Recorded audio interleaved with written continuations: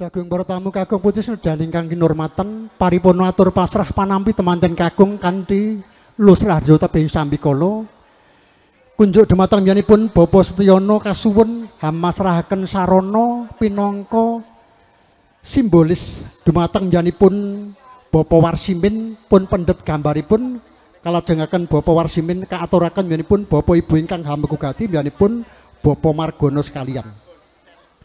Sagung para tamu kakung putra ingkang hormatan titi laksana adicara salajengipun upacara adat Widiwidana ingkang sampun sinengker wonten ing Lemah Bang Dibal Ngemplak Boyolali nggih panggih temanten kakung saha putri. Panganting temanten kakung pun Bapak Lutfi Murtanto saha Bapak Lili Andrianto. So panganting temanten putri pun Rorayu Neni saha Rorayu Nabila. So kapratesaken Ibu Pangrengga Busana awit menika kunjuk dhumateng para ingkang sampun kapiji kala suwun jengkaraken temanten kakung saha putri tumuju sasana panggih. Panggih temanten kakung saha putri pindhane cantaka lelumban wonten ing warih.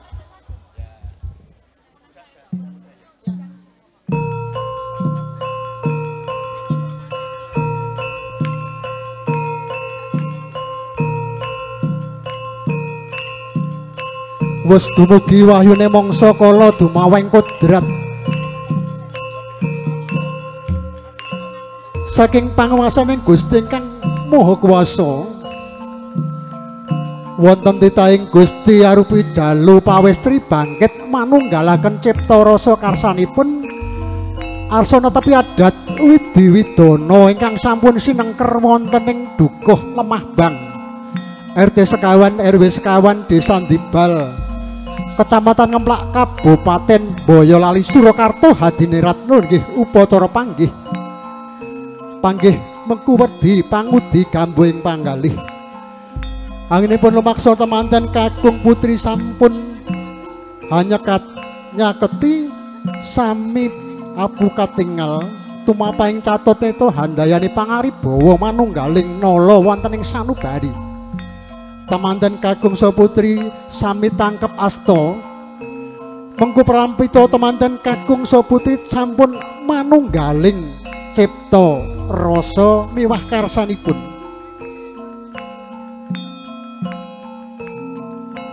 Temanten sekalian kakung saha putri sigra jumeneng jajar sumanding kapratesaken Ibu Pangrengga Busana. Temanten sekalian sinengemban sindur duwe warna dening bapa nyanipun Bapak Margono. So ibunipun yanipun Bapak Haryani wonten sawingkingipun temanten Tutpuri Handayani. Kula suwun Ibu Pangrengga Busana mratesaken adicara sagung para tamu kakung putra ingkang kinurmatan. Temanten sekalian sampun sinengemban sindur warna kanthi laras maya lampahe.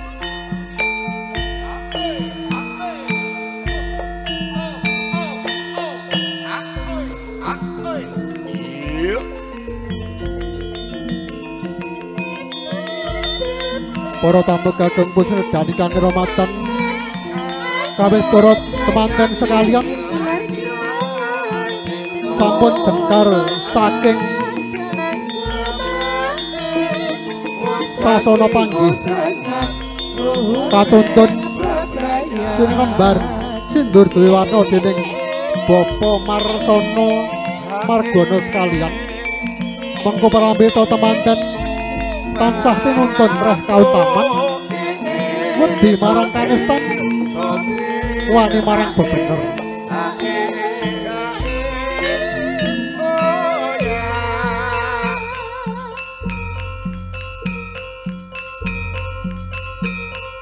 Tindakipun temanten sekalian sampun dumugi sasana rengga sung sasmita Ibu Pangringga Busana sasmita dumateng yanipun Bapa Margana sigra ngalala sindur duwi warna sung sasmita yanipun Bapa Margana hanampi keranipun kadang besan penyelanipun Bapa Triwahyudi yanto sekalian kasuwun pinarak lenggah wonten sasana ingkang sampun kasedyakaken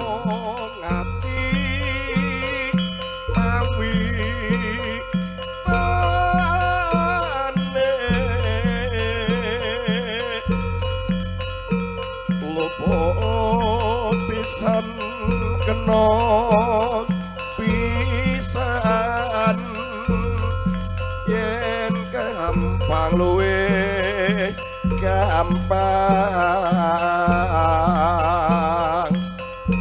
yen angel-angel ke langkung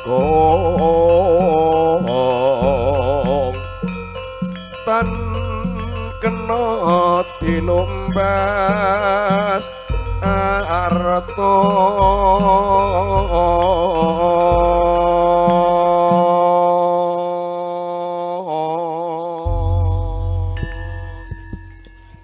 Sagunging para tamu kakung putri ingkang kinurmatan sampun paripurna upacara panggih temanten kakung saputri kanthi lusraharja tebing sambikala kalajengaken titi laksana adicara adat widhi-widana ingkang sampun senengker wonten ing Dibal Ngemplak Boyolali nggih upacara krobongan sungsungkeman ingkang badhe kapeltesaken Ibu Pangringga Busana wondene ingkang mangke hanglos duwung yanipun Bapa Sarwiji.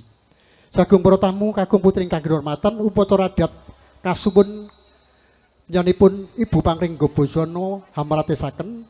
Sagung para tamu kakung putri ingkang kinurmatan yanipun Bapa Ibu ingkang hamukugati wonten kalenggan siang punika badhe ngaturaken panglipur sawetawis lumantar campur sari karisma ingkang mijil saking Rembun Sindon Ngemplak Boyolali. Pangarsa nyanipun Bapa Jasmadi pepundhen kula. So MC nyanipun Bapa Joko Santoso. Awit nika kunjuk kadang pamerti budaya campur sari kula suwun ngaturaken gending-gending kang jumbuh kalian swasana wonten kalenggan siang punika. Sumangga nuwun matur nuwun.